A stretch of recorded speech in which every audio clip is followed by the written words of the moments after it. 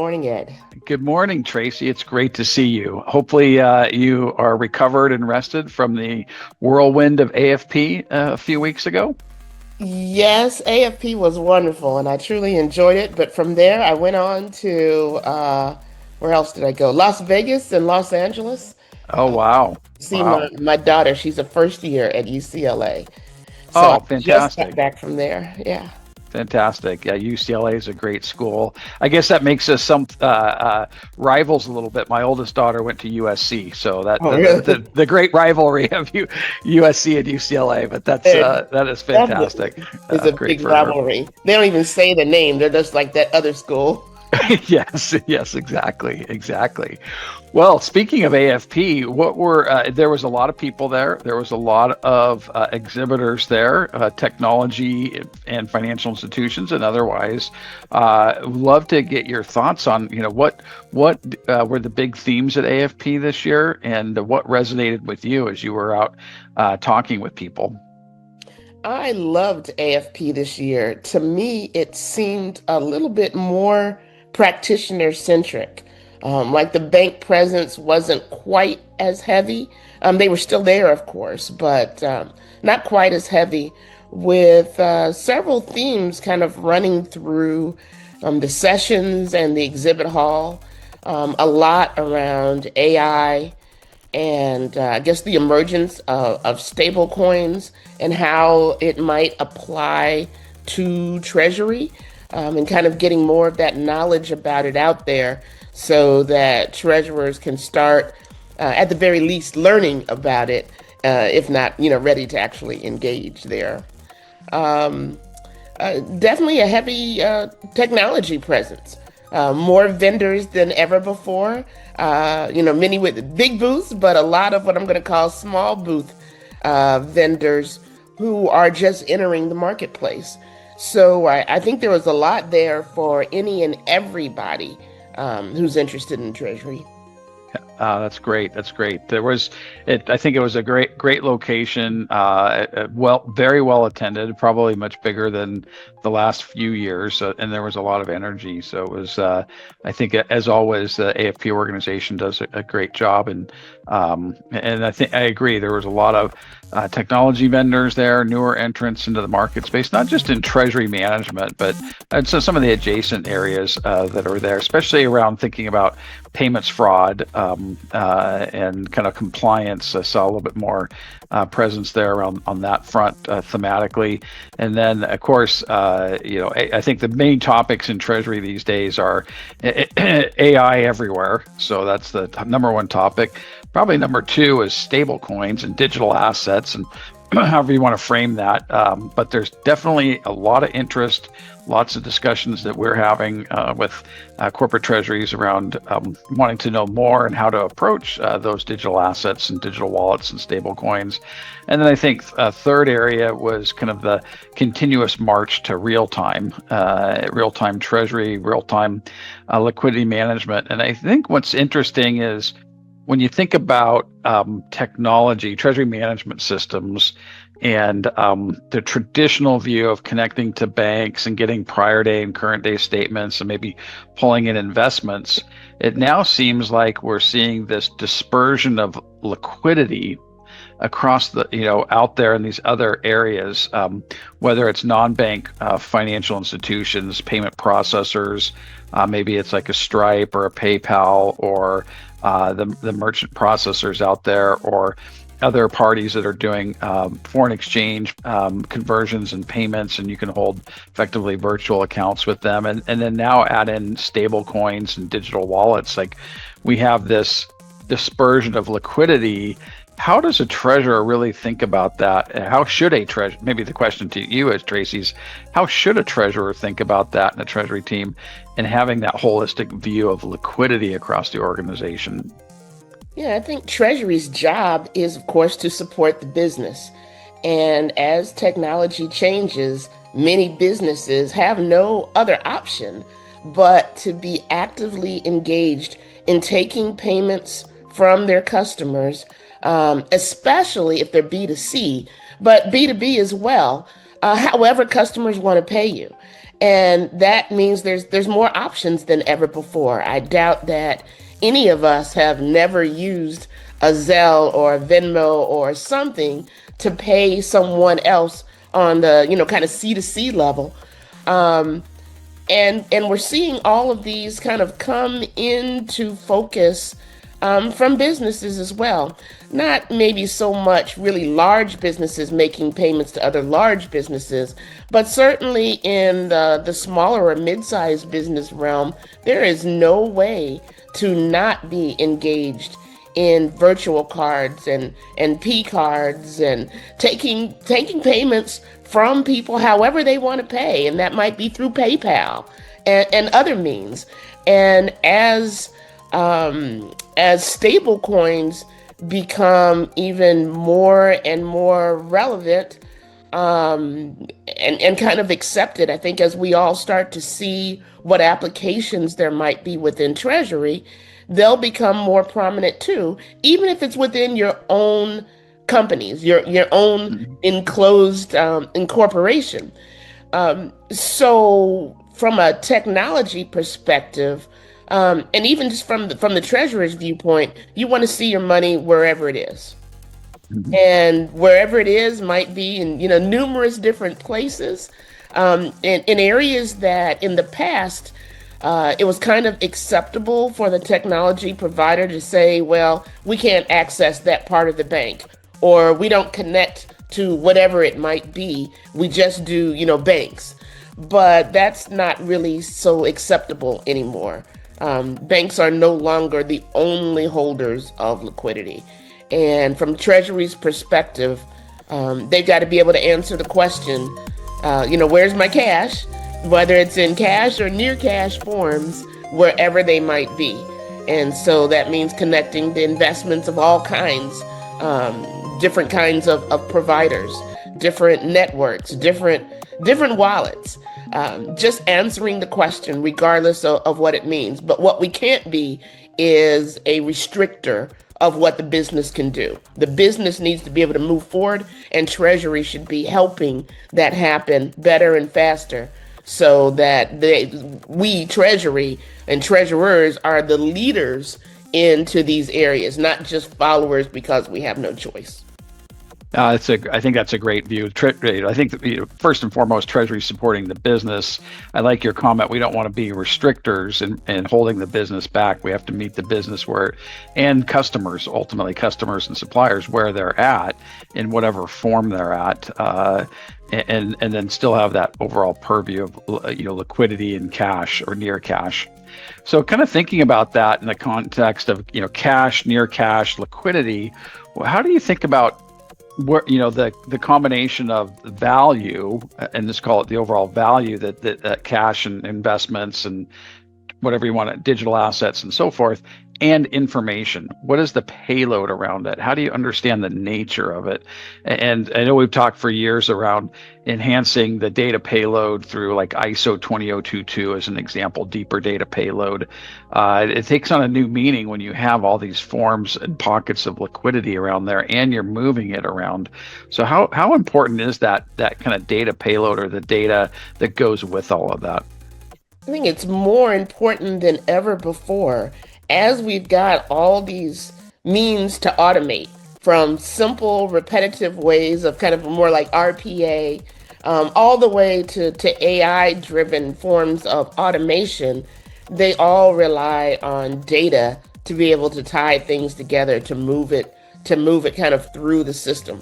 And that might mean from simple things like categorization of items and transactions, to things that ought to be very simple but still aren't as common as they should be, which is just general accounting of all the transactions that happen. But then to begin to be more, I guess, strategic in how you look at the information. As we've got more and more data available, and hopefully richer data coming from all parts of the business, no longer just a little narrow finance silo, particularly if your company is helping to support more of a data lake, or a general source of information across the company. I think we'll see that there's a lot more, I guess, I don't know if connectivity is really the right word. A lot more, I guess, correlations is the word I'm looking for. A lot more correlations between different data sets. And so the more we're able to have better, richer, real time or as close to real time as possible data and able to access it from all these different sources, I think that's when we'll start to see the real value of AI and how we'll no longer be kind of isolated in forecasting, cash, not really understanding what sales might look like going forward. Imagine instead that you've got instant access to sales data, to purchase orders, to a real-time view of how things are changing within your company outside of your own department, but yet able to use that then and see how it correlates to real cash moving forward. I think the data is just the start of a really exciting period within Treasury where we're able to make leaps forward in areas that have been stagnant for a long time. I love that. I love that the correlation, right? How do you take all of this disparate data and bring it together and understand what is the impact on cash? Do you see treasury teams becoming kind of internal centers of excellence, not only in just liquidity management, but kind of centers of excellence around data, the whole kind of finance or office of the CFO data stack, and being able to bring it all together for across the org? I would like to see it. I don't think as largely across the whole industry we're necessarily there yet, but it's hard to argue that cash isn't at the center of just about everything. And it's a logical place that within Treasury, or at least within the finance department, that we work to become that. But honestly, even though, technology and Treasury management systems in various forms have been around for a very long time, I'm still surprised at the number of even large corporates who are still operating in a very backwards manner, meaning still without technology, without automation of even what I'm calling the simple to me, which are the very basic things that every company should do, having cash automating your cash accounting, bring into a cash forecast that's meaningful, providing data to other organizations and being helpful in certain ways. Um, I'm almost dumbfounded sometimes when I talk to companies and I see that they're still operating on nothing but spreadsheets, dependent on one or two expert people who, if something happened, even something great happened, like winning the lottery to those one or two people, this company would be virtually dead in the water, not knowing how to do basic stuff. And so it literally dumbfounds me that we're still there when technology is so readily available. Data is so readily available. We have this great opportunity to move forward. And what assistant treasurer doesn't want to be treasurer? I don't know if every treasurer wants to be CFO, but one of the ways, you kind of you move up is by providing more value, by being strategic, by having new ideas. How can you possibly do that if all your data is disparate on spreadsheets? It just dumbfounded is my new word for the day. Well, you actually raise a really good point there, because I think there is a traditional view that treasury teams are risk averse, don't want to take on new technology.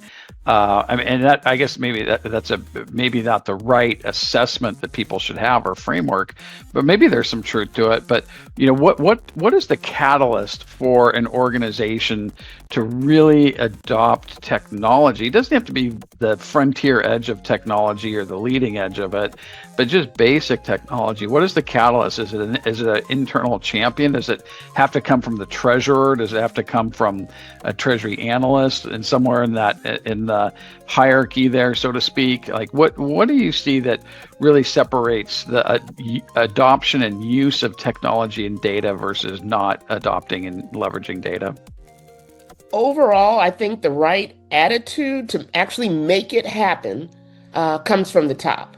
There's often a desire and a knowledge about what can be done throughout the team, but until the treasurer or the CFO um, is either I see a couple of things that kind of make change happen. One is that they ask a question and they're unable to get answers, and they're wondering why I can't get answers to some fairly basic things. And that will sometimes bring about change because they want to have information available and very quickly. Two is when change happens at the top. So when you get a new treasurer, a new CFO, a new AT, depending upon the size of the business, that seems to bring about a desire for more because many people have had it before at their old companies and they go to a new company and they're like, I don't even understand how you're still here, but there is a solution, and they quickly go about finding and bringing in a new solution to their new company. So those seem to be two of the things that kind of force a company and make them ready to adopt change faster. We used to say in the old days that something kind of catastrophic had to have happened, but I Mm-hmm. don't think that's the case anymore. I think the mindset is changing, where it's just like using your phone. We all expect to have one. I think in Treasury, we should all expect to have at least the very basics of technology available to us. I think that leads to my next question, which is, what is a soft trait that you think is undervalued in Treasury? And I'll give you my own trait, which is curiosity. I think if you're deeply curious, then Treasury is a great career path because there's so many things that you can dig into and understand, and having that deep sense of curiosity. But I'd love to get your view on what are some good traits to have or soft skills. I think that is definitely a good one. Another one I would say is not being risk averse. I think averse is uh, slows treasury down. I mean, we all know what our main philosophy has to be about maintaining and keeping the cash of a company safe. But risk averse kind of implies, I'll call it a lagging mindset. Hmm. How about risk aware instead? I If like you're that. aware of your risk, it still means that you can move forward. You're ready to look at new things and adopt new technologies. You just need to be aware so that you can control whatever risk there might be. Um, and so I would say that's kind of a great trait to have is to not be so conservative that you're unwilling um, and unwilling to keep moving forward as technology is moving forward. I guess an example I give is how most of us, if not all of us, have adopted all kinds of new technologies at home in our personal life, but yet when we come to work, we suddenly become afraid. And I don't think that should be the case. The very things that we're using in our own lives at home belong in the workplace. We just need to be careful. We need to be risk aware.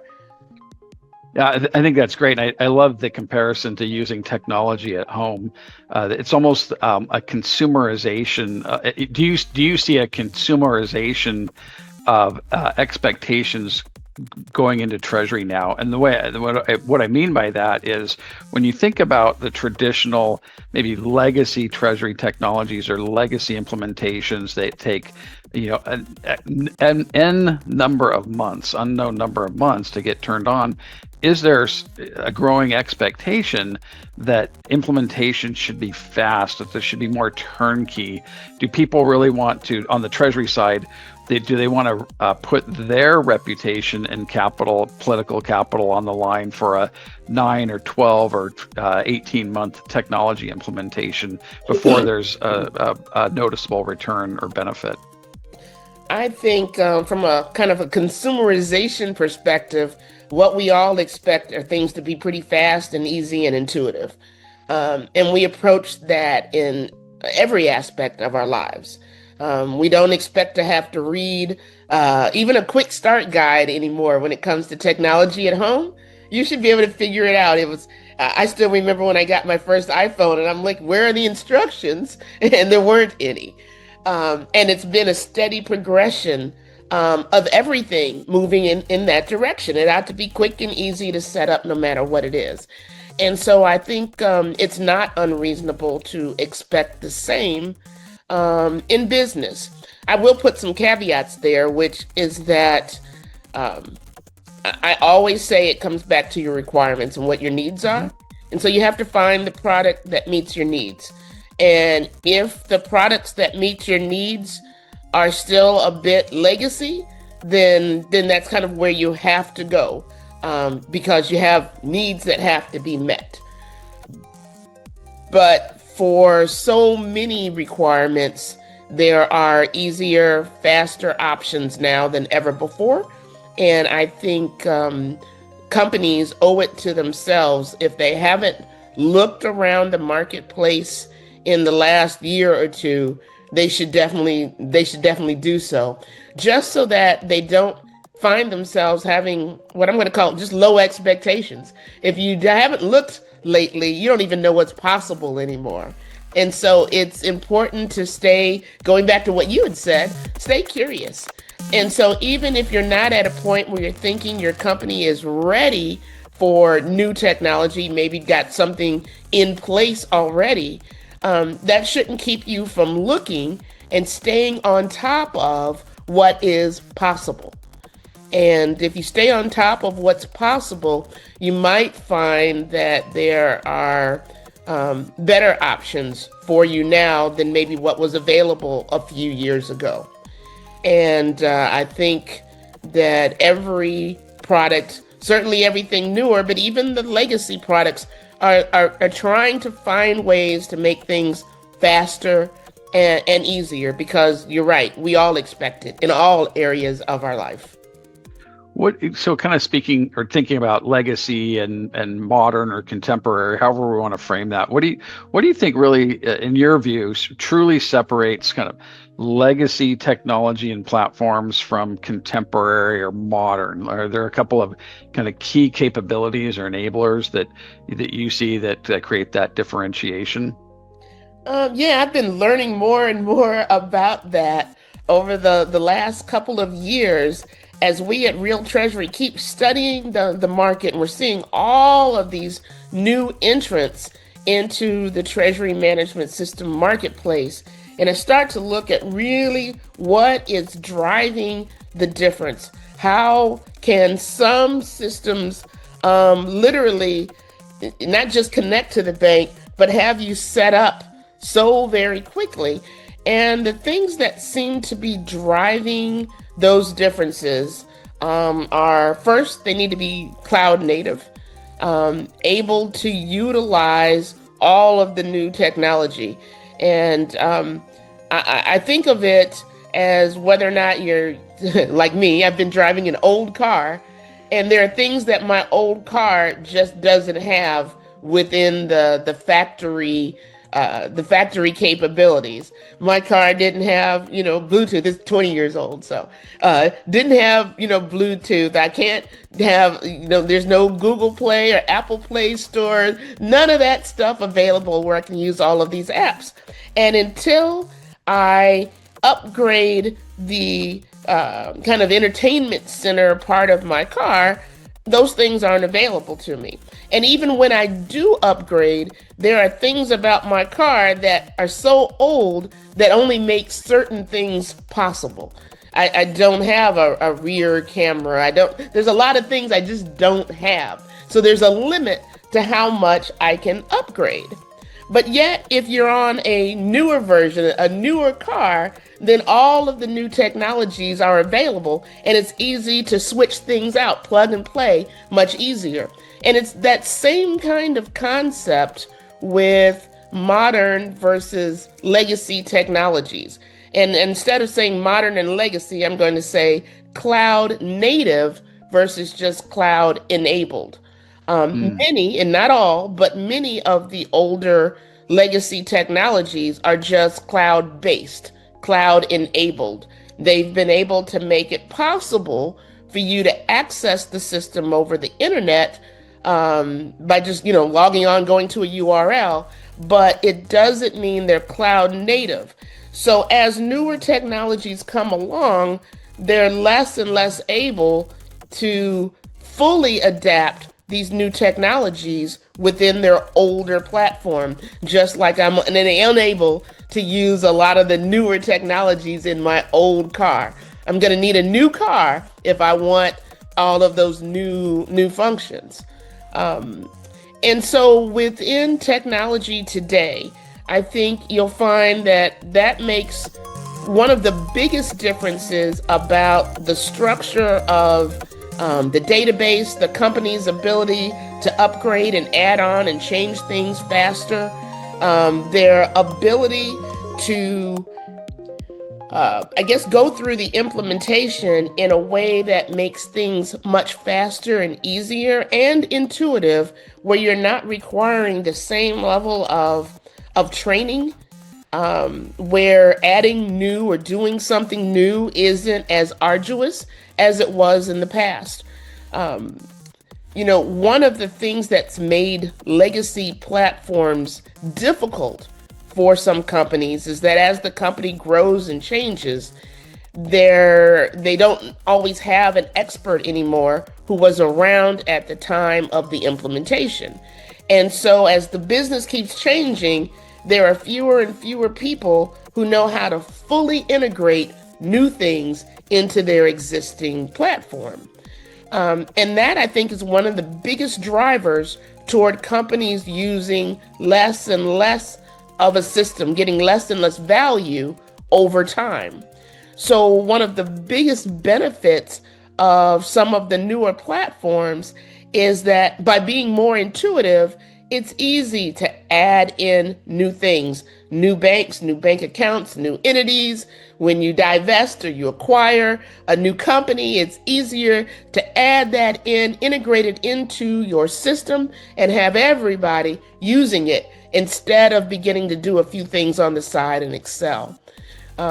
So I think there are many benefits that are technology driven that are causing these newer systems to be easier, faster to set up, easier to use ongoing, so that you continue to get the benefits long term, without a ton of need and help from the vendor themselves. I like the way you frame that, cloud enabled versus cloud native. And that may sound like it's just wordsmithing, but I would say, from my perspective, having worked with a lot of technology, there is a fundamental distinction there, and how those architectures of those, being enabled versus native, and being able to take advantage of newer technologies, or even things thematically that are changing in the world of finance and treasury, and technology, like real time, or digital assets, or always on interconnected systems. So and being cloud native, I think, helps enable that across the board. As we kind of wrap up our time here, Tracey, what are the top concerns, maybe 2 or 3 top concerns that you're hearing about from treasurers going into 2026? What's top of mind, and whatever that may look like? I'd love to get your perspective. I think on the technology front, um, I'm hearing from treasurers and CFOs that they just I'm looking for the exact right words to use. It's not. I guess it goes back to that being risk aware, that they want to make sure they understand well before they move in certain directions. They want to understand the impact of of AI or Chat GPT, or utilizing a lot of the AI kinds of technologies to make sure that they're not putting their companies at risk, that they're not seeing some kind of false positive or false data and thinking that it's real. So they're looking for ways to make sure they're upholding their duties as a treasurer while still looking and moving forward and utilizing the technology that's here and that's coming. Um, I think too, as we look forward, treasurers are still looking for that great answer to help with cash forecasting. We've been talking about it for over 20 years, and we still are, and I think we're getting closer and closer all the time. And I like to think that in 2 or 3 years, we'll say that's yet another problem that has actually been solved. Because that's what I say about cash visibility. If a company says, I don't have cash visibility globally, I say, well, that problem has been solved. You just need to utilize it. There's no secret there anymore. And I think we'll be there with cash forecasting soon as well. And that will be another solved problem where we'll be ready to move on to something else.